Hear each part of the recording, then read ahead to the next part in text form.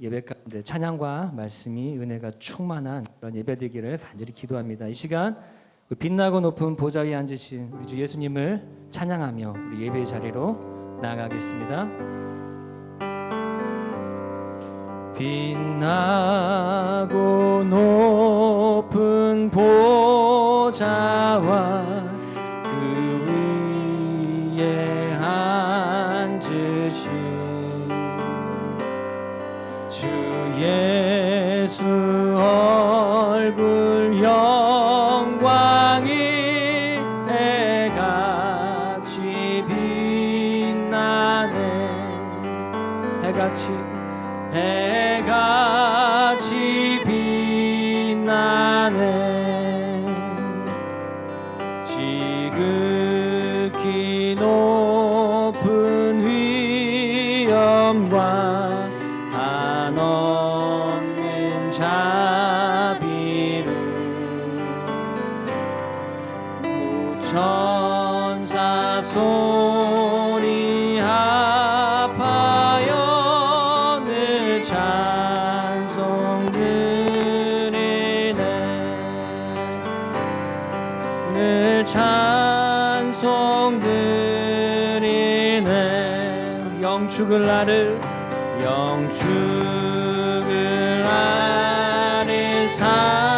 살리려 그 영광 떠나서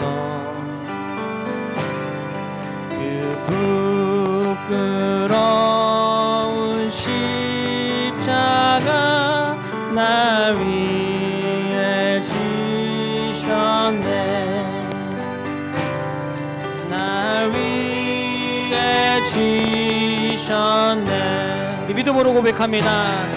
나 이제 생명이 있음은 주님의 은혜요.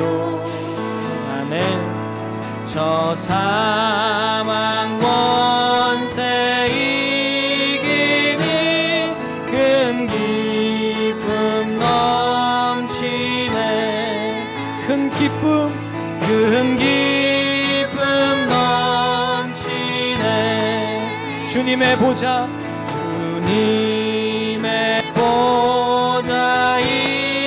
있는데 전한 몸 이르러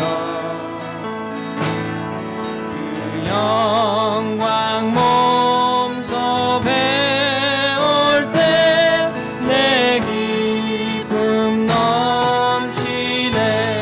내 기쁨 넘치네. 내 기쁨 넘치네. 해같이 빛나네. 해같이 빛나네. 해같이 빛나네.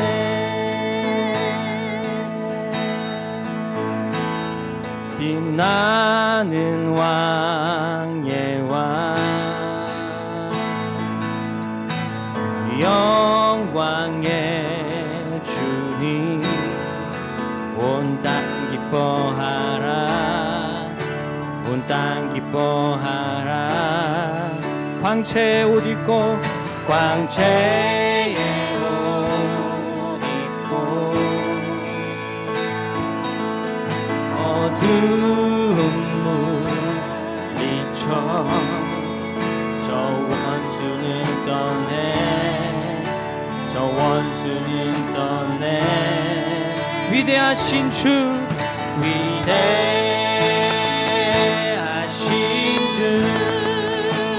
찬양의 위대하신 주 모두 알게 되리라. 위대하신 주 다시 한번 선포합니다. 위대하신 주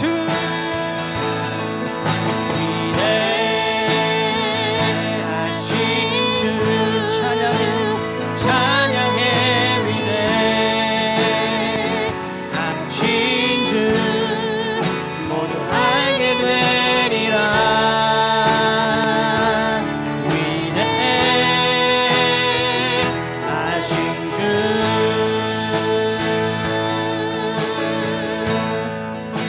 영원한 주의 주, 영원한 주의 주, 시간의 주관자, 시간의 주관자, 알파와 오메가, 알파와 오메가, 위의 하나님, 아바 성령, 공예수, 사자와 어린 양, 사자와 어린 양, 위대하신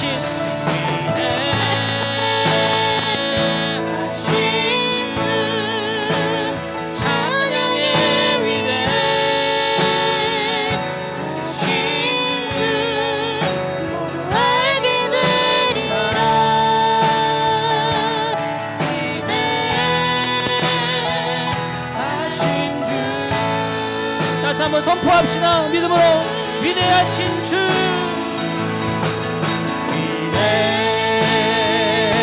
위대하신 주, 찬양해 찬양해,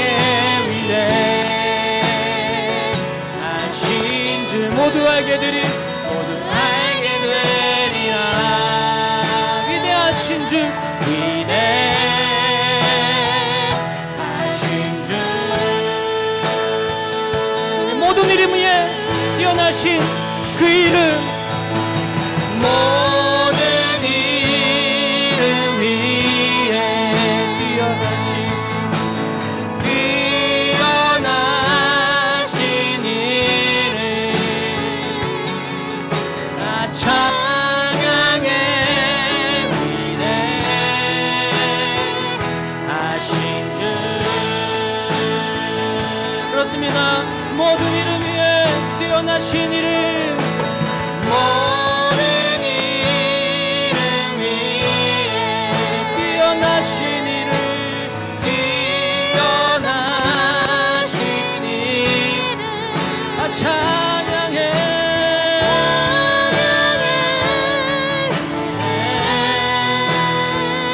하신 주, 살아계신 주, 살아계신 주, 나의 참된 소망, 걱정 근심 전혀 없네, 전혀 없네. 사랑해 주의 갈 길은 노하니, 내 모든 삶에, 내 모든 삶의 기쁨, 내 주만. 두 손을 높이 들어서 다시 한번 믿음으로 고백합니다. 살아계신 주, 살아계신 주, 나의 참된 소망, 걱정 근심 전혀 없습니다. 전혀 없네. 사랑해 사랑해 주네, 갈 길은 노하니, 내 모든 삶의 기쁨, 늘 충만하네.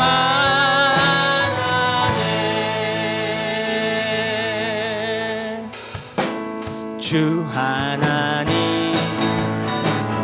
고생자 예수, 날 위하여 오시었네.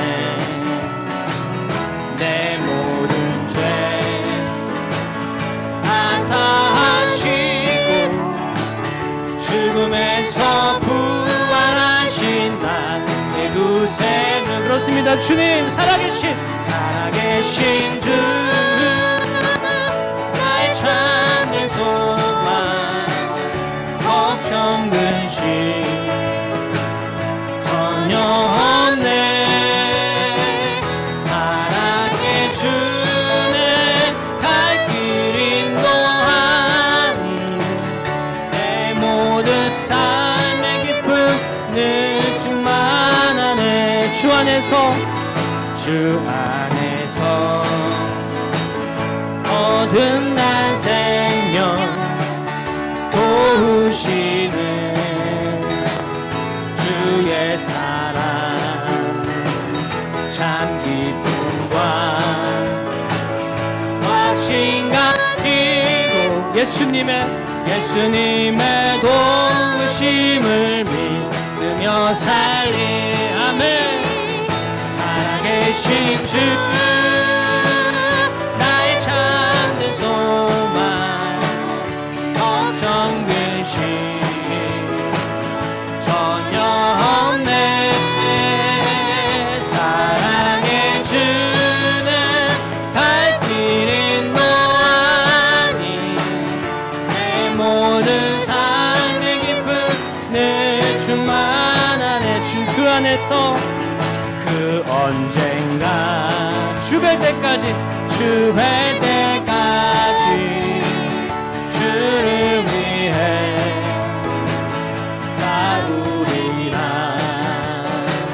승리의 길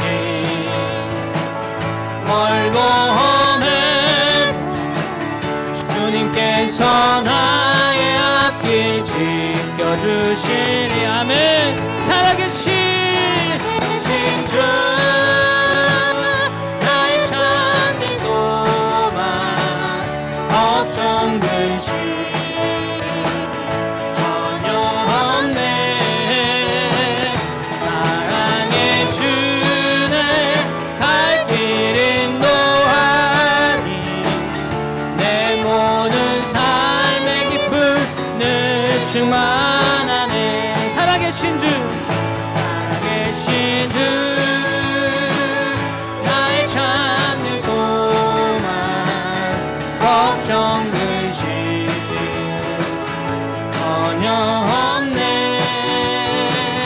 사랑의 주는 갈 길 인도하니 내 모든 삶의 기쁨 늘 충만하네.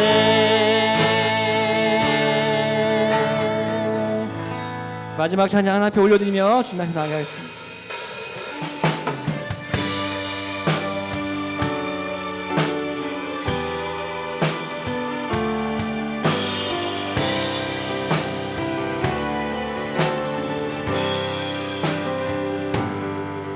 내 눈 주의 영광을 보네. 우리 가운데 계신 주님 그 빛난 영광 온 하늘 덮고 그 찬송 온 땅 가득해.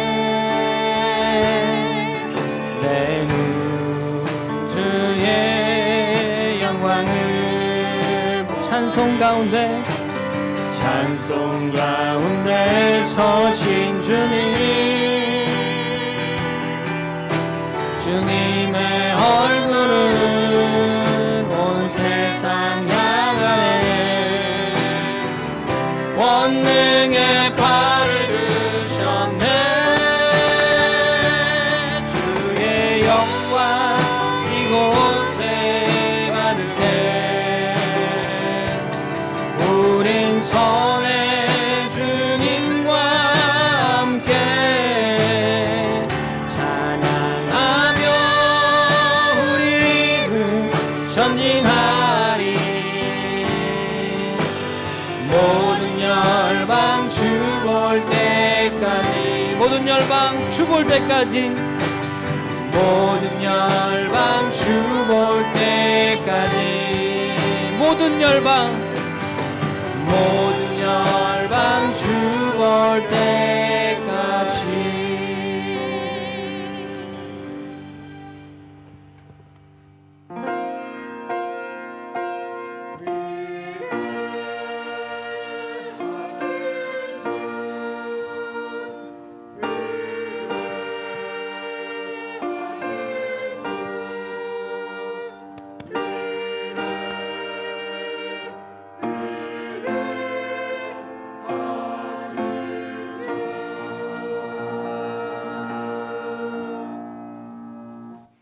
아버지께 참되게 예배하는 자들은 영과 진리로 예배할 때가 오나니 곧 이때라. 아버지께서는 자기에게 이렇게 예배하는 자들을 찾으시느니라. 하나님은 영이시니 예배하는 자가 영과 진리로 예배할지니라. 아멘. 사랑이 많으신 하나님 아버지, 지난 한 주간 하나님의 은혜 가운데 지켜주시고 또 이 시간 주일 예배로 함께 모여 하나님을 예배하게 하심을 감사합니다. 오늘 우리가 영과 진리로 예배하겠사오니 이 예배가 하나님이 찾으시는 예배, 하나님의 임재가 있는 예배, 하나님이 기뻐 받으시는 예배 되기를 간절히 소원합니다. 우리 모두가 하나님을 사모하며 또 하나님의 은혜 구하며 나가오니 하나님이 이 예배를 기뻐 받아 주시옵소서. 모든 예배를 주님께서 주장하시고 인도하시기를 간절히 소원하며 예수님 이름으로 기도하옵나이다. 아멘. 사도신경으로 우리의 신앙을 하나님 앞에 고백하겠습니다. 전능하사 천지를 만드신 하나님 아버지를 내가 믿사오며 그 외아들 우리 주 예수 그리스도를 믿사오니 이는 성령으로 잉태하사 동정녀 마리아에게 나시고 본디오 빌라도에게 고난을 받으사 십자가에 못 박혀 죽으시고 장사한 지 사흘 만에 죽은 자 가운데서 다시 살아나시며 하늘에 오르사 전능하신 하나님 우편에 앉아 계시다가 저리로서 산 자와 죽은 자를 심판하러 오시리라. 성령을 믿사오며 거룩한 공예와 성도가 서로 교통하는 것과 죄를 사하여 주시는 것과 몸이 다히 사는 것과 영원히 사는 것을 믿사옵나이다. 아멘. 모두 자리에 앉으셔서 찬송 208장 다 같이 하겠습니다.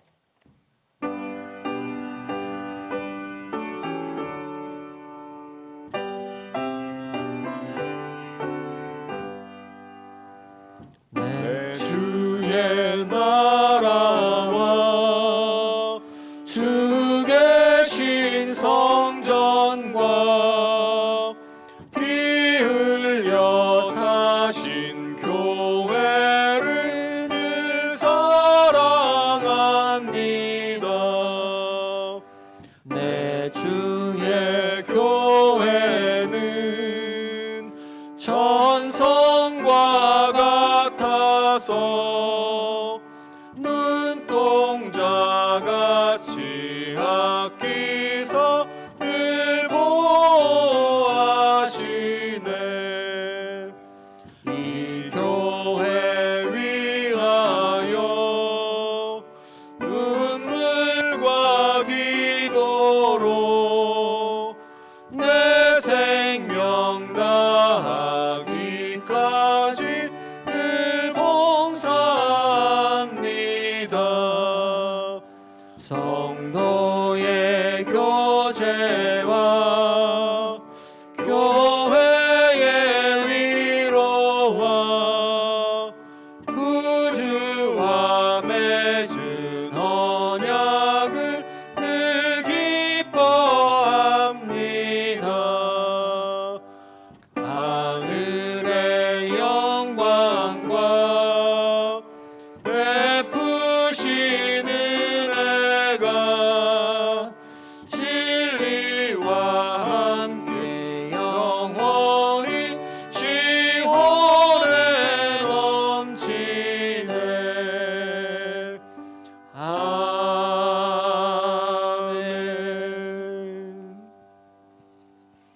이 시간 우리를 대표해서 김정기 장로님 나오셔서 기도 인도해 주시겠습니다.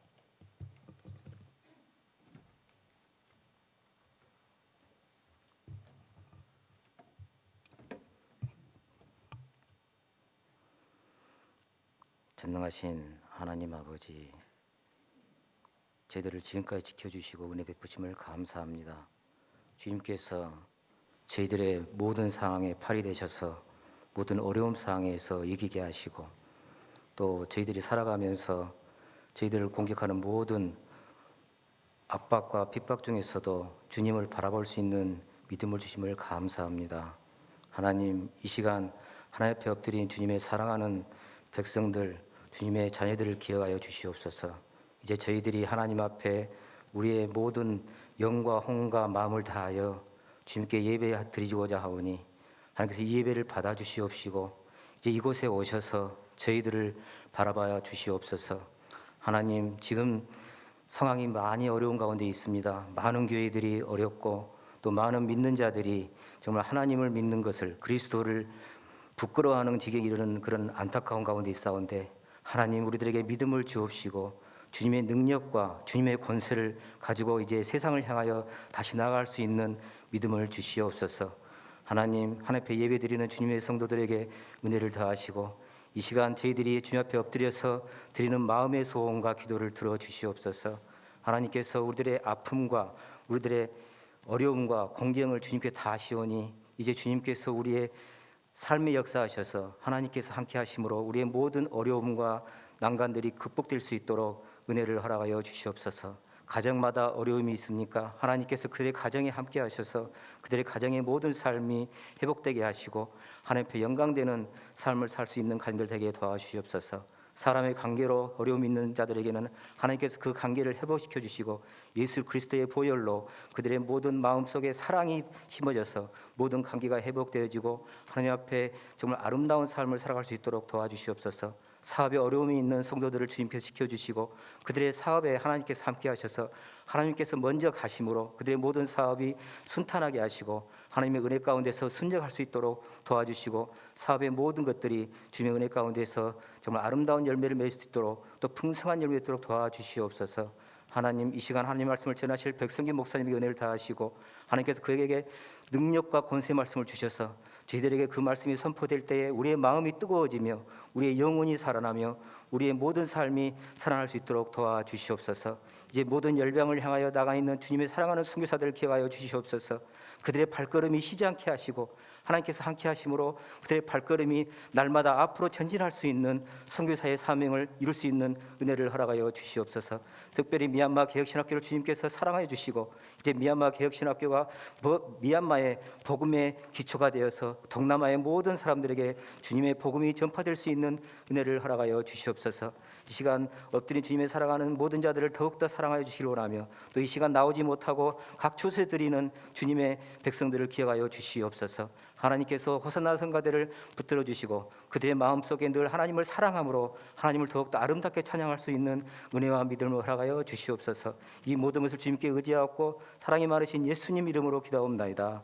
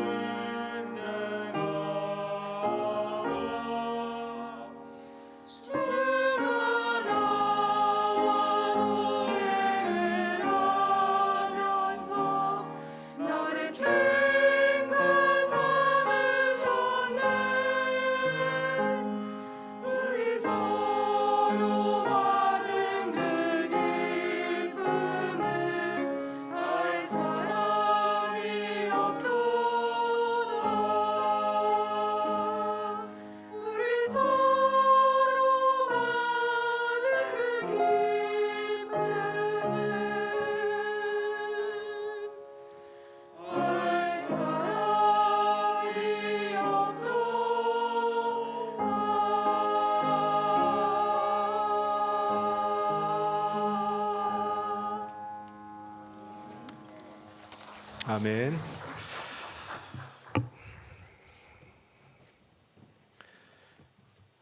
교회 소식 전해드리겠습니다. 현장 예배 안내입니다. 우리 모든 예배는 우리 현장 예배와 유튜브 실황으로 예배를 드리실 수 있습니다. 그리고 녹화된 예배 영상은 유튜브에 들어가시면은 우리 언제든지 다시 보실 수 있습니다. 그리고 유치부, 유초등부, 청소년부 또 청년부도 주일 현장 예배를 함께 드립니다. 예배당에 나오셔서 또 함께 예배했으면 좋겠습니다. 생명의 꼴을 먹읍시다. 우리 전교인 성경 통독을 계속 진행하고 있습니다. 한 2주 정도 지금 지났는데요.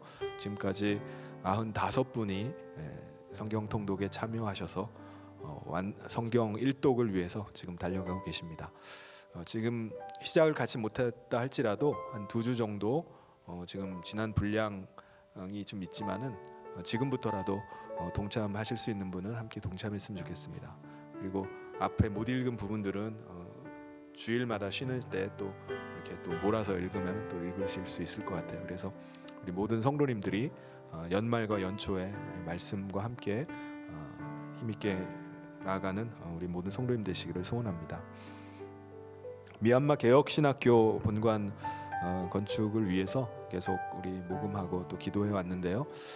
지난주에 광고 드리고 나서 비품 그 헌금이 좀 변동이 있습니다. 그래서 계속해서 우리가 이 일을 위해서 기도해 주시고 또 같이 힘을 모아서 협력하면은 또 우리 미얀마 개혁신학교를 통해서 또 하나님께서 큰 일을 이루실 줄 믿습니다. 이를 위해서 계속해서 기도해 주시기를 부탁드립니다. 몇 주 전에 우리 평창 수양관 새 이름을 공모한다고 광고 말씀드린 뒤에 몇몇 분들이 수양관 이름을 공모하셨어요. 그래서 로비에 그 투표판을 만들어놨습니다. 그래서 나가시는 길에 그 좋은 이름에다가 이렇게 스티커를 붙여주시면은 보고 이렇게 선정을 하도록 하겠습니다. 그리고 유튜브로 예배를 드리시는 분들은 유튜브 댓글란에다가 이름을 적어주시면은 댓글을 달아주시면은 참고하도록 하겠습니다. 이름은 홀리 힐 하우스. 우리 성현 교회가 거룩한 언덕이란 뜻입니다. 그래서 홀리 힐 하우스 있고요. 그 다음에 헤세드 하우스, 하나님의 뭐 인자하심, 사랑 뭐 그런 의미 헤세드 하우스, 그리고 평창 위 러브, 그리고 에셀 나무 하우스, 그리고 성현의 숲 뭐 이런 이름이 있습니다. 평창 수양관 이름을 예쁜 이름으로 또 선정되기 위해서 여러분이 함께 참여해 주시면 감사하겠습니다. 하나님께서 오늘 우리에게 주신 말씀 함께 보도록 하겠습니다. 로마서 14장 17절 말씀입니다. 하나님의 나라는 먹는 것과 마시는 것이 아니요 오직 성령 안에 있는 의와 평강과 희락이라. 아멘. 요즘 여러 가지 걱정으로 밤잠을 설치시는 분들이 계십니다. 새로운 부동산 정책으로 세금 폭탄을 맞아서 밤잠을 설치기도 하시고요. 그다음에 전셋집을 구하지 못해서 밤잠을 설치시는 분들도 계십니다. 우리가 지금 나라의 기존 사회 질서, 사회 시스템이 아주 급속도로 변해가고 있는 가운데 한 번도 경험해 보지 못한 나라를 우리가 지금 경험하면서 살아가고 있습니다. 그래서 우리나라는 어떻게 될 것인가? 우리는 지금 이 나라는 어디로 가고 있는 것일까? 이 의문을 가지고 많은 사람들이 이 나라에 대해서 염려하고 걱정을 하고 있습니다. 하지만 사실 국가의 모든 정책의 의도는 뭘까요? 어떤 정책을 세우는 의도는 국민이 행복한 사회, 공정한 사회를 만들고자 하는 것입니다. 한마디로 유토피아를 만들고자 하는 것입니다. 유토피아라는 말은 어디서 나온 거죠? 유토피아는 토마스 모어라는 사람이 1516년에 유토피아라는 책을 쓰면서 이 말이 나왔어요. 유토피아라는 말의 뜻은 그리스어 두 단어를 합성해 가지고 만든 단어인데 아무데도 없는 곳, 이것이 유토피아입니다. 천국 대신에 우리 인간의 이성에 의해서 만들어지고 운영되는 이상적인 사회를 한번 만들어 보자. 그게 바로 유토피아입니다. 유토피아가 처음 나왔을 당시의 그 시대는요, 시대상은 르네상스 운동이 막 한참 막 불이 붙어서 일어났을 때였습니다. 중세 시대의 신중심의 사회, 또 봉건주의, 봉건 제도의 이 사회를 타파하고 이제는 다시 찬란한 고대 문화로 한번 부활해 보자. 이게 이제 르네상스 운동입니다. 르네상스라는 말의 뜻은 다시 태어난다는 말이에요. 그러니까는 인간 중심의 사회를 다시 한번 만들어 보자. 신중심의 봉건 제도의 사회 계층이 완전히 이렇게 고착된 그런 사회를 타파하고 인간 중심의 새로운 사회를 만들어 보자라는 분위기가 막 일어났을 때 유토피아가 나온 것입니다. 그 이후부터 인간이 만든 유토피아, 인간이 만든 지상 낙원을 한번 건설하기 위해서 각 나라마다 여러 정치 체제가 시도되어 오고 있습니다.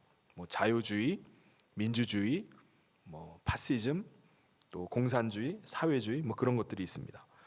각 나라는 각자의 그 정치 체제를 가지고 유토피아를 향해서 유토피아를 만들기 위해서 그렇게 나가고 있습니다. 우리나라는 어떤가요? 우리나라는 해방 이후에 해방이 되고 난 다음에 우리는 그러면 어떤 정치 체제를 가지고 나갈 것인가, 어떤 나라를 만들 것인가, 이 문제를 가지고 두 가지 그 생각들이 아주 큰 충돌을 했습니다. 큰 갈등이 일어났어요. 자유민주주의 국가를 만들 것이냐, 아니면 공산주의 국가를 만들 것이냐를 가지고 아주 치열하게 논쟁하고 갈등하고 싸움이 일어났어요. 결국은 이 두 정치 체제를 하나로 만들지 못하고 남과 북이 나뉘어서 6.25라는 전쟁까지 벌어지게 됐습니다. 수많은 사람들이 이 정치 체제를 놓고서 싸우다가 피를 흘리면서 죽어갔어요. 그런데 지금은 우리나라가 북한과 지금 이걸 가지고 싸우는 것이 아니라 우리나라 내부에서 이 문제를 가지고 싸우고 있습니다. 싸움이 일어났어요. 대학생 시절 학생운동을 하면서 공산주의 사상에 심취했던 사람들, 학생운동을 하던 사람들이 시간이 지나면서 어느덧 사회 지도층이 되었습니다. 그래서 그들이 청와대에 들어가게 됐고요. 그리고 대거 정부 요직에 등용이 되면서 자신들이 꿈꾸던 체제를 만들 수 있는 기회를 갖게 됐습니다. 그래서 새로운 정책들을 계속해서 쏟아내고 있습니다. 그러면서 온 사회가 지금 커다란 갈등 가운데 들어가고 있어요. 우리도 모르는 사이에 지금도 계속해서 수많은 새로운 법들이 만들어지면서 우리나라의 체제가 서서히 변화되고 있습니다. 이것은 우리나라만이 아니라 미국도 마찬가지입니다. 11월 3일 이제 며칠 후면은 미국 대선일입니다. 이 대선을 앞두고 자신들이 선호하는 정치 체제를 놓고 두 진영에서 양 당의 지지자들 사이에 아주 팽팽한 경쟁이 벌어지고 있습니다. 두 진영의 지지자들 사이에 이 골이 너무나 깊어요. 갈등이 너무나 큽니다. 그래서 이번 11월 3일 날 선거가 끝난다 할지라도 패배한 진영은 승복하지 않을 가능성이 아주 높다고 해요. 죽느냐 사느냐의 문제를 놓고 지금 아주 치열하게 싸우고 있습니다. 여기에 다른 나라까지 지금 가세돼 있죠. 중국이라는 나라가 누가 어느 당이 차지하느냐에 따라서 자신들의 나라의 운명이 결정돼 있기 때문에 온갖 방법을 통해서 많은 세력들이 이거를 놓고 권력 다툼을 지금 하고 있습니다. 그래서 주마다 지금 내전 수준의 폭동이 일어날 것을 대비해서 지금 준비를 하고 있습니다. 그렇다면 공산주의 국가를 이루게 되면은 지상 낙원이 펼쳐질까요? 유토피아가 꿈꾸던 유토피아가 이루어질까요? 그건 아니죠. 그건 우리가 보면서 알 수가 있습니다. 아니면은 지금 우리가 자유민주주의 국가를 이루고 있는데 자유민주주의 국가를 이루면 지금 지상 낙원이 펼쳐지고 있나요? 유토피아가 왔습니까? 또 그건 아니죠.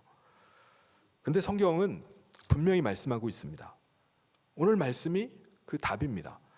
로마서 14장 17절에 하나님의 나라는 먹는 것과 마시는 것이 아니요 오직 성령 안에 있는 의와 평강과 희락이라고 말씀합니다. 오늘 말씀을 통해서 정말 진정한 하나님의 나라가 무엇인지를 깨닫기를 소원합니다. 그래서 이 땅에서 하나님 나라 백성의 행복을 누리면서 살아가는 우리 모든 성도님 되시기를 주님의 이름으로 축원합니다. 우리 믿는 자들은 우리 대한민국의 시민들이지만은 또한 하나님 나라를 향해 나가는 천국 시민권자들이기도 합니다. 하나님의 나라가 바로 우리 믿는 자들의 삶의 목표입니다. 그 나라를 소망하면서 그 나라를 대망하면서 우리가 오늘도 살아갑니다. 그래서 예수님께서 팔복을 말씀하시면서 8가지 복에 대해서 말씀하시면서 뭐라고 말씀하셨죠? 가난에 빠진 것들은 복이 있나니, 질질 짜는 것들은 복이 있나니, 얻어 터지는 것들은 복이 있나니, 뭐 그렇게 말씀하셨어요. 아니 어떻게 가난하고 애통하고 핍박을 당하는 것이 복이 있는가? 이게 말이 되는가라고 의아할 수 있습니다. 그런데 예수님이 하셨던 말씀은 거꾸로 생각해 보면 이해가 됩니다. 무슨 말씀이죠? 천국이 너희 것이니까, 너희에게 천국은 따놓은 당상이니까, 너희는 천국을 소유한 백성이니까 너희가 이 땅에서 가난하다 할지라도, 애통하다 할지라도, 슬픈 일이 있다 할지라도, 아파하는 일이 있다 할지라도 상관이 없다는 거예요. 지금 우리가 살아가는 이 세상 나라는 어떻습니까? 복잡하고 혼란하고 모순과 갈등이 계속되고 있습니다. 서로 이기려고 제로섬 게임을 하고 상대방을 어떻게든지 깎아내리고 짓밟아서라도 내가 더 높은 자리를 차지하기 위해서 이전투구를 벌이고 있습니다. 세상 나라에는요, 대통령이 수백 번 바뀐다 할지라도 이 변화는 일어나지 않을 거예요. 혼란스럽고 계속 어려울 것입니다. 그런데 하나님의 나라는 다릅니다. 하나님의 나라, 천국은 어떤 곳이죠? 우리가 하나님의 나라, 하나님의 나라 이렇게 말하는데 하나님의 나라를 성경에서 뭐라고 말씀할까요? 성경에서 말하는 하나님의 나라는 어떤 곳인가? 하나님의 나라는 다른 말로 하면 하늘 나라잖아요. 성경에서는 이 하늘을 3가지가 있다고 말씀합니다. 고린도후서 12장 2절에 보면 내가 그리스도 안에 있는 한 사람을 아노니 그는 14년 전에 셋째 하늘에 이끌려간 자라. 자기를 말하는 사도 바울이 자기 자신을 이렇게 말합니다. 그러면서 셋째 하늘에 올라갔다는 거예요. 그러니까 성경에는 첫째 하늘이 있고 둘째 하늘이, 셋째 하늘이 있는데 자기는 셋째 하늘에 가봤다는 것입니다. 첫째 하늘은 새들이 날아다니는 하늘을 말합니다. 그러니까 공중을 말하고요. 둘째 하늘은 별들이 있는 곳, 대기권 밖에 궁창, 우주를 둘째 하늘이라고 말합니다. 셋째 하늘은 어떤 곳일까요? 지금 우리가 성경에서 말하고 있는 하나님의 나라, 하나님이 거하시는 처소, 그것이 바로 하나님의 나라입니다. 우리 인류는요, 첫째 하늘에 언제 올라갔을까요? 올라가 봤을까요? 한 약 110년 전에 1903년도에 라이트 형제가 비행기를 발명을 하면서 새들이 날아다니는 하늘을, 첫째 하늘을 날아올랐습니다. 그 뒤에 인류는요, 둘째 하늘에도 올라가 봤습니다. 1969년에 닐 암스트롱이 인류 최초로 우주선을 타고서 대기권을 벗어나서 달에 착륙을 하고 달을 밟고 돌아왔습니다. 셋째 하늘은 누가 올라갔죠? 오늘 읽었던 말씀에 사도 바울이 환상 가운데 가보았다라고 이렇게 말씀을 합니다. 이 셋째 하늘은요, 장차 우리들이 갈 곳입니다. 장차 거듭난 자들이 갈 곳이 셋째 하늘입니다. 예수님께서는 이 하나님의 나라에 대해서 이런 약속을 주셨습니다. 이 말씀을 하셨어요. 요한복음 14장 1절부터 3절에 너희는 마음에 근심하지 말라. 하나님을 믿으니 또 나를 믿으라. 내 아버지 집에 거할 곳이 많도다. 그렇지 않으면 너희에게 일렀으리라. 내가 너희를 위하여 거처를 예비하러 가노니 가서 너희를 위하여 거처를 예비하면 내가 다시 와서 너희를 내게로 영접하여 나 있는 곳에 너희도 있게 하리라. 예수님께서는 지금 유대인들의 결혼 풍습을 예를 드시면서 하나님의 나라에 대해서 설명을 하고 계십니다. 유대인들의 결혼 절차는요, 먼저 청혼을 합니다. 청혼을 하면은 이제 두 사람이 부부가 되는 거예요. 정혼을 하면은, 정혼을 한 신랑은 그 다음에 어떻게 할까요? 아버지 집에 가가지고 거처할 이제 집을 마련을 합니다. 그 집이 마련이 되면은 이제 신부 집으로 신랑이 가는 거예요. 그래서 신부를 데리고 와서 성대한 결혼식을 이제 올리게 되는 것입니다. 이와 같이 예수님은 성도들을, 교회를 주님의 신부로 삼으셨습니다. 우리는 주님과 정혼한 관계예요. 정혼을 했습니다. 그래서 신랑 되시는 예수님은 정혼한 이후에 어떻게 하셨죠? 아버지가 계시는 하나님의 나라로 하늘로 승천해 올라가셨습니다. 500여 명이 보는 앞에서 승천해서 올라가셨어요. 그리고 예수님이 지금 말씀하시는 겁니다. 내가 그곳에서 처소를 예비하겠다. 처소를 예비하면은, 그것이 마련이 되면은 신부인 교회를, 성도를 데리러 다시 오겠다는 거예요. 이 재림을 약속하셨습니다. 그런데 하나님의 나라를 가서 보았던 사도 바울이 하나님의 나라를 또 뭐라고 말하죠? 하나님의 나라는 인간이 듣지도 보지도 상상하지도 못했던 곳이다. 상상할 수도 없는 곳이라는 거예요.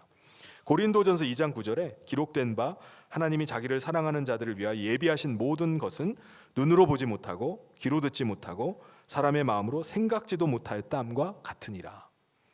하나님의 나라는 아무리 얘기를 해도 우리 인간의 지각으로는 도저히 이해할 수 없는 곳이라는 거예요.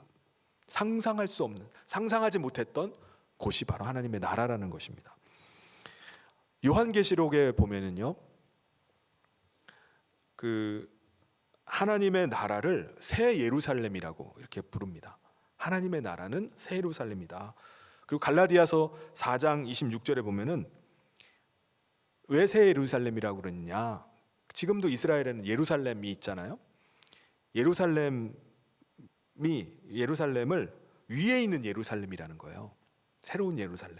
그리고 히브리서 12장 22절에도 하나님의 도성인 하늘의 예루살렘이라고 말합니다. 예루살렘 성이 하늘에 있다는 거예요. 그리고 히브리서 13장 14절에 영구한 도성이라고 말합니다. 지금 이 땅에 있는 예루살렘 성은요, 다 무너졌어요. 그래서 성벽이 무너진 일부가 지금 남아있는 상태입니다. 그런데 새 예루살렘은 영원한 도성이라는 거예요. 무너지지 않는 영원한 도성이라는 것입니다. 그래서 요한계시록 21장에 가서 보면은 우리가 장차 구할 하나님의 나라인 새 예루살렘에 대한, 예루살렘이 어떤 형태를 가지고 있고 어떤 모습을 하고 있는지에 대해서 자세히 말씀하고 있습니다. 먼저 새 예루살렘은 도시라고 할 수 있습니다. 크기를 보면은 21장 16절에 그 성은 네모가 반듯하여 길이와 너비가 같은지라 그 갈대자로 그 성을 측량하니 12,000 스타디온이요 길이와 너비와 높이가 같더라. 12,000 스타디온을 킬로미터로 환산을 하면요 2240km입니다. 서울에서 부산까지를 약 450km로 잡으면은 5.5배나 되는 어마어마하게 큰 도시입니다. 근데 그 새 예루살렘의 모양이 어떻다는 거죠? 네모가 반듯하다는 거예요. 길이와 너비와 높이가 같은 그런 정사각형 모양이라고 이렇게 말씀합니다. 높이가 2240km예요. 그러니까 이거를 1km로, 한 층을 1km로 잡아도 높이만 2240km로 아주 높습니다. 이 새 예루살렘 성은 거대한 도시예요. 계속해서 보면은 새 예루살렘 성에 대해서 구체적으로 말씀합니다. 이 새 예루살렘 높이가 2240km인데 그 주변에, 성 주변에 144큐빗이 되는, 그러니까 미터로 환산하면 65m 정도 되는 그 성벽이 이렇게 쭉 둘러쳐져 있다고 말합니다. 성벽에는요 동서남북으로 해서 각각 4개씩의 문이 12개가 나 있는 진주문이 12개가 있다고 말을 합니다. 그리고 그 도시 한가운데는 중심 거리가 이렇게 나 있는데 그 중심 거리는 순금으로 덮여 있다. 길이 포장재가 아스팔트가 아니라 순금으로 이렇게 덮여 있다고 말해요. 황금길이에요. 그리고 도시에는 생명수의 강이 흐르고 있고, 그리고 생명나무들이 그곳에 심겨져 있다는 것입니다. 그러면 새 예루살렘이 주님이 새 예루살렘을 예비하러 가신다고 말씀하셨는데 이 새 예루살렘 성이 마련이 되면은 그 다음에는 어떻게 될까요? 요한계시록 21장 2절에 또 내가 보매 거룩한 성 새 예루살렘이 하나님께로부터 하늘에서 내려오니 그 준비한 것이 신부가 남편을 위하여 단장한 것 같더라. 나중에 새 하늘과 새 땅이 만들어지는데 그 땅으로 예수님께서 예비하신 준비하시는 새 예루살렘 도시가 이렇게 내려온다는 거예요. 새 예루살렘 성이 내려오게 된다는 것입니다. 그러면은 먼저 잠든 사람들은 공중에서 주님을 신랑 되시는 주님을 만나게 되고요. 살아서 주님이 재림하시는 것을 경험하게 된 성도들도 있잖아요. 그 사람들은 어떻게 된다는 거죠? 휴거가 돼서 주님을 공중에서 배웁게 되는 것입니다. 이것이 성경에서 말하는 하나님의 나라 새 예루살렘 성입니다. 그런데 이 땅에서 사람들이 꿈꾸는 천국, 사람들이 꿈꾸는 낙원은 어떤 곳일까요?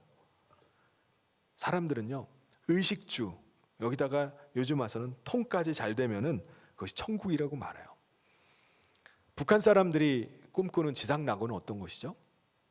쌀밥에 고깃국 나오면 낙원입니다. 지상 낙원이에요. 잘 입고 잘 먹고 잘 자고 거기다 요즘은 의사소통, 대화까지 잘 되면요 그게 천국이라는 거예요.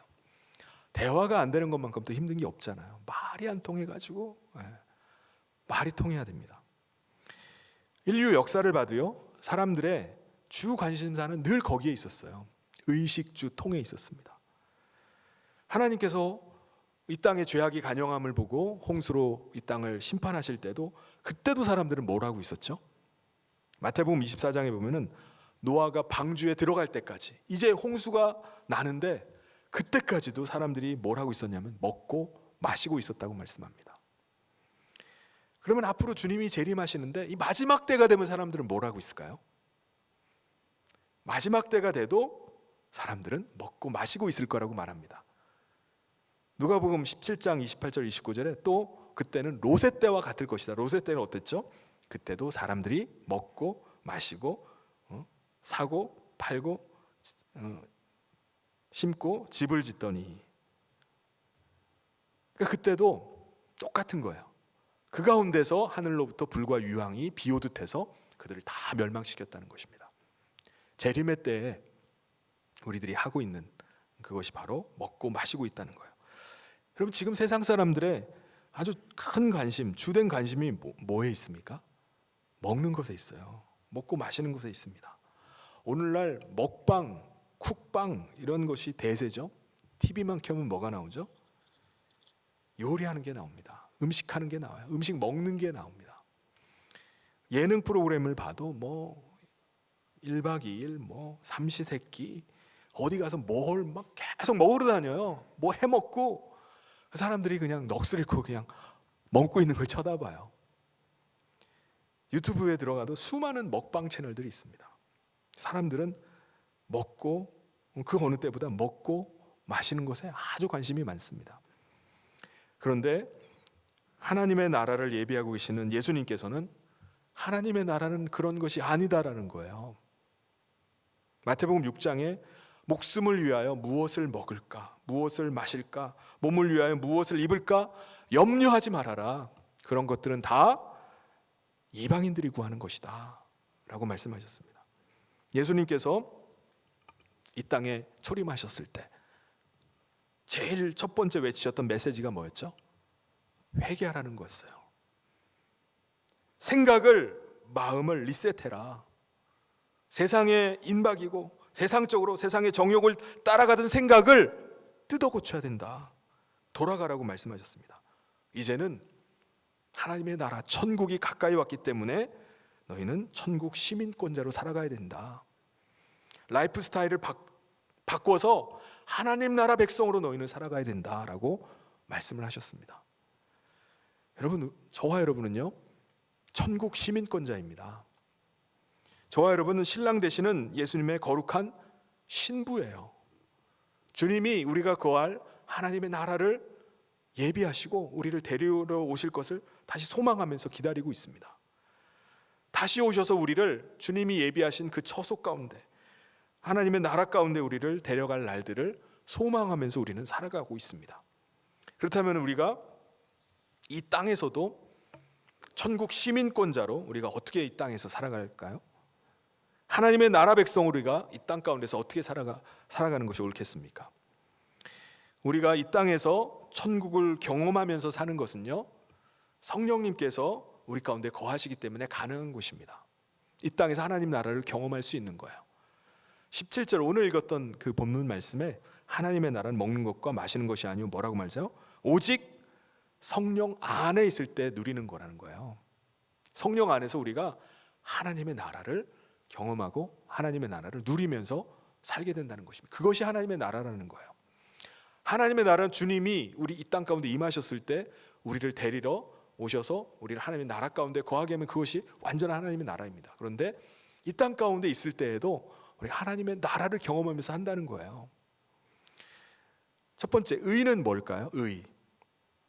우리가 아무리 사는 이 세상이 어지럽고 힘들다 할지라도 별의별 인간들이 다 살잖아요.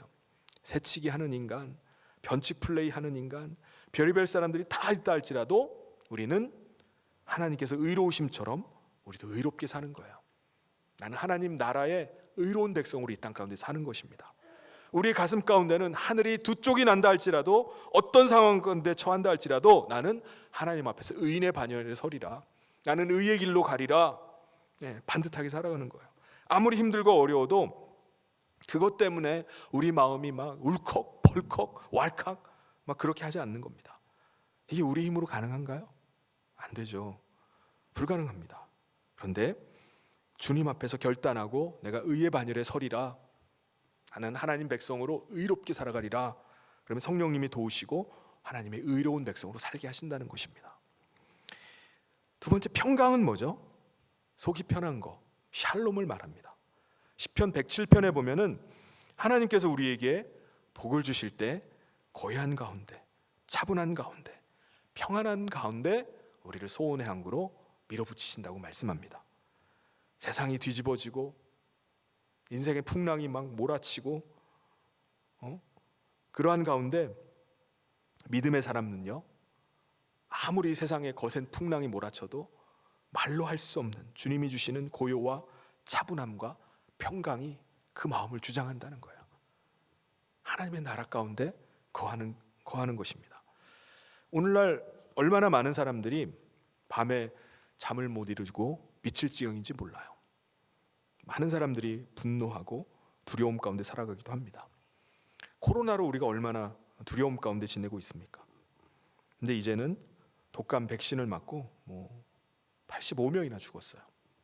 근데 이상한 거는 그 정도 죽는 건 아무것도 아니라는 것입니다. 아니, 지금까지 코로나 때문에 이러고 왔었는데 뭘 믿어야 될지 몰라요. 그런데 하나님의 나라 백성들은 이 세상이 아무리 요동치고 뒤집어지고 난리법석이 나도 그 마음 중심에 뭐가 있다는 거죠? 깊은 고요가 있는 것입니다. 평안이 있는 거예요. 마지막 희락은 뭐죠? 기쁠 희자 즐거울 낙자입니다. 기쁨입니다. 요한계시록에도 보면요, 새 예루살렘 성에는요 뭐가 있다고 말하냐면은 기쁨이 있다고 말합니다. 기쁨. 사도 바울이 감옥 안에 갇혀 있으면서 성도들에게 편지를 쓰면서 뭐라고 하죠? 성도 여러분, 나와 같이 기뻐하십시오. 지금 감옥에 있는 사람이 기뻐하고 있다니 이게 무슨 말이죠? 사도 바울은 기쁘다는 거예요. 내 은혜가 내게 족합니다. 감격 가운데 있어요. 다윗은 뭐라고 말하죠? 그 목동으로 아무리 어려운 상황 가운데 처해 있다 할지라도 주님이 주시는 기쁨으로 내 잔이 넘쳐납니다. 넘쳐난다고 고백을 해요.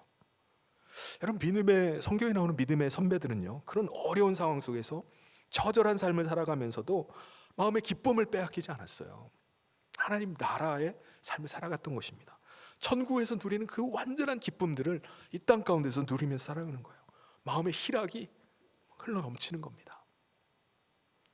하나님 나라의 시민권자, 하나님 나라에 속해 있는 멤버십을 갖고 있는 사람은 다릅니다.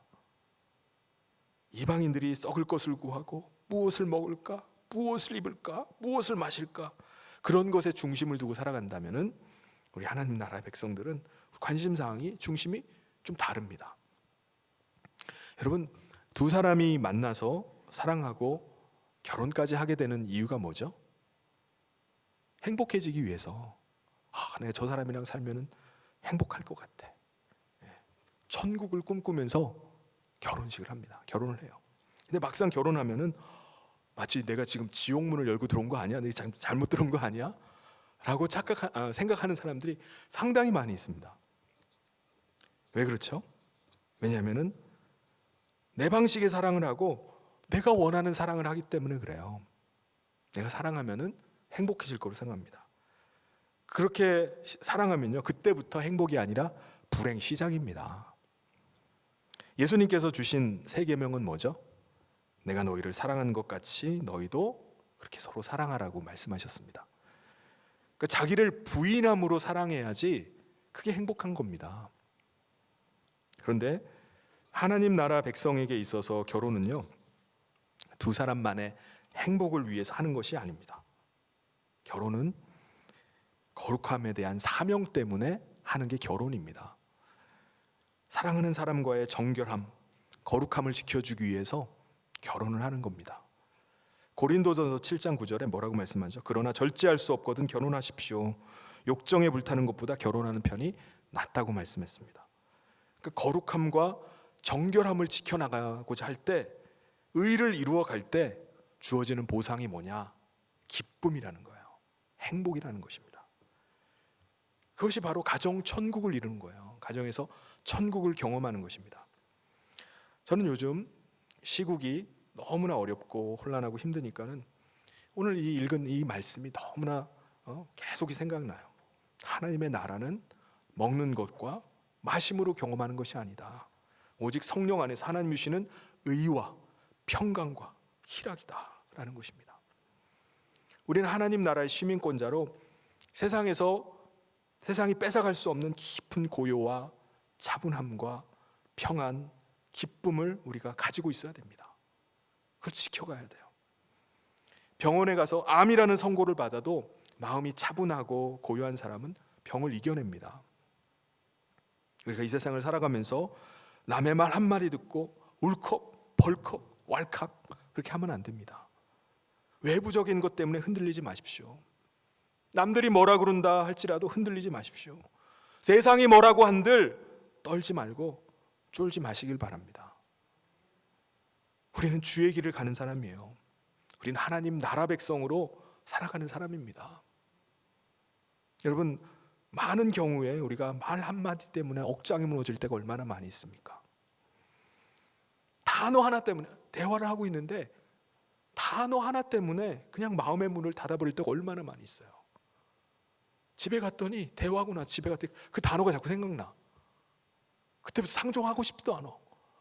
그 단어 때문에 그 사람을 꼴도 보고 싶어 하지 않습니다. 여러분, 우리가 의와 평강과 희락과는 거리가 먼 삶을 살아갈 때가 얼마나 많이 있습니까?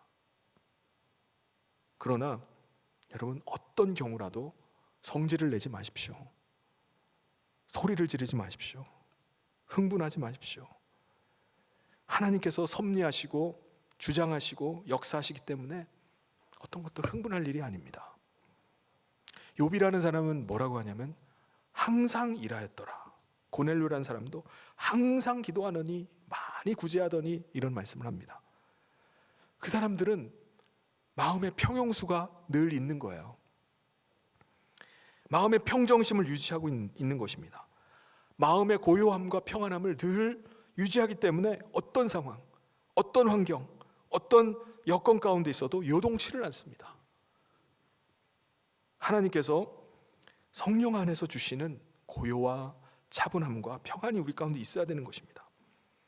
근데 우리는 이 세상에서 짝퉁 평화를 가지고 평화하다고 말해요. 위장 평화를 보면서 평안하다고 착각을 하는 거예요. 짝퉁 기쁨을 가지고서 기쁘다라고 말하는 겁니다. 위장된 기쁨을 가지고 그냥 기뻐한다고 말해요. 여러분, 하우스는 지어도 홈은 지을 수 없단 말이죠. 내가 사랑을 할 수는 있지만은 참된 사랑은 하나님께 속한 것입니다. 하나님의 사랑, 예수님의 사랑 속에 우리가 사랑을 맛볼 때 그 사랑의 확증 가운데 우리가 하나님의 평강과 희락과 기쁨을 누릴 수가 있는 것입니다. 시편 37편에 의의 자손은 버림을 당하거나 빌어먹는 법이 없다고 말씀합니다. 시편 92편에 의인은 종려나무 같아서 번성하고 레바논의 백향목같이 성장하고 늙어도 고목나무에 꽃이 피고 이파리가 마르지 않고 진액이 풍족하다고 말씀합니다. 우리가 사랑의 바자회를 하다 보면은 많은 분들이 자기 집에서 사용하던 것이면 중고지만은 그래도 정말 귀한 것들을 이렇게 기증을 하시는 것을 봅니다. 세상에서는 끌어모으는 대로 다 내 것으로 삼으려고 합니다. 세상에는 부자 되기를 바라고 1등 되기를 바라고, 그게 세상 심리입니다. 근데 하나님 나라는 반대입니다. 전부 다 거꾸로 계산해야 됩니다. 성경은 뭐라고 말씀하죠? 주는 자가 복이 있다고 말씀합니다. 섬기는 자가 큰 자라고 말씀하세요. 겸손하게 종이 되어야 된다고 말씀합니다. 그러면은 종이 된 사람을 하나님께서 때가 되면 높이신다. 이 세상에서 환난과 핍박을 당해도 천국을 대망하는 사람은 천국의 시민권자들은 분명히 달라야 됩니다. 다른 생각을 가지고 살아가는 거예요. 그런데 저와 여러분, 이 현실의 삶 속에서 그런가요? 너무나 쉽게 흔들릴 때가 많이 있습니다. 너무나 쉽게 우울해합니다. 그냥 우울한 거예요. 그렇지 않나요? 시끄럽고 혼란하고 어지러운 세상을 사는 동안에 살아갈 낙을 다 잃어버리고 살아갑니다. 의와 평강과 희락이요, 그걸 다 잊어버리고 살아가요. 내가 세상 사는 낙이 뭐지? 낙을 잃어버리고 살아갑니다. 구원의 즐거움 다 사라지고요, 그냥 열받는 거예요. 그냥 사는 게 화딱지나고요, 짜증스러워요. 그냥 그렇게 살아가기가 얼마나 쉽습니까? 그런데 우리 마음 가운데는 우리는요, 마음속에 암행어사의 마패를 가지고 살아가는 사람입니다. 하나님 나라를 소유하고 사는 사람들이에요. 여러분, 암행어사가 어떤 사람이죠? 암행어사는 도포가 다 찢어지고요, 삿갓은 어디에다 부딪혔는데 다 찌그러져 있고요, 초라한 행색을 가지고 있습니다. 동네를 갔더니 동네 꼬마 녀석 애들이 거지가 왔다고 막 놀려대요. 어떤 꼬마 녀석은 막 돌멩이를 집어던집니다. 그럴 때 암행어사가 그 아이들 보고 뭐라고 말하죠? 암행어사가 마패를 쓱 꺼내더니, 야, 너희 내가 누군지 알아? 내가 이거 보여줄까? 이게 뭔지 알아? 이 자식들이 그냥. 암행어사가 마패를 꺼내들고 동네 아이들과 싸우겠습니까? 안 싸웁니다. 그냥 지나가요. 3일 뒤에 암행어사 출두요. 이 자식들 그때까지 기다려라. 동네 개구장이들과 아이들과 싸우고 있지는 않습니다. 사랑하는 성도 여러분, 우리는 지금 아주 어려운 시대를 우리가 함께 살아가고 있습니다. 그런데 세상에서 주는 것 가지고 우리의 스트레스를 풀고 세상이 주는 것으로 안녕을 찾는 것이 아니라 우리는 하나님 나라 백성으로 성령 안에서 누리는 의와 평강과 희락을 누리면서 살아가야 될 줄 믿습니다. 그래서 어떠한 상황 가운데 우리가 있다 할지라도 하나님 나라 백성으로 당당하게 나는 의의 길로 가겠다. 나는 하나님이 주시는 평강으로 살겠다. 난 하나님이 주시는 그 기쁨이 샘솟듯 하는 삶을 살겠다. 그래서 독수리 날개침 같은 새 힘으로 구원의 즐거움을 만끽하면서 오늘도 시온의 대로를 활보하듯이 살아가는 우리 성인의 모든 성도님 되시기를 주님의 이름으로 축원합니다. 같이 기도하겠습니다. 하나님 아버지, 감사합니다. 오늘 이 어려운 시기를 통과하고 있는 우리 사랑하는 성도들 가운데 오늘 말씀 주심을 감사합니다. 우리가 이 땅 가운데 세상에 속하여서 사는 것이 아니라 신랑 되신 주님이 예비하고 계신 하나님 나라를 소망하며 하나님 나라 가운데 올 것을 대망하면서 살아가고 있는 줄 믿습니다. 하나님, 이 하나님 나라에 속한 사람으로 의와 평강과 희락을 날마다 경험하며 살게 하여 주시옵소서. 이 세상에 주어지는 여러 가지 여건과 환경이 악화일로를 걷고 있다 할지라도 우리가 주님 앞에서 당당하고 의로운 백성으로 평강과 또 기쁨을 날마다 잃지 않고 살아갈 수 있도록 붙잡아 주시옵소서. 성령께서 우리와 함께 하시고 성령께서 우리를 후원하시고 지켜주시고 인도하여 주시옵소서. 그래서 우리를 통해서 하나님 나라 백성의 그 기쁨, 감격, 영광이 드러날 수 있도록 주님 함께하여 주시기를 간절히 소원하며 예수님 이름으로 기도하옵나이다. 아멘. 우리 다 같이 자리에서 일어나셔서 함께 찬양하겠습니다.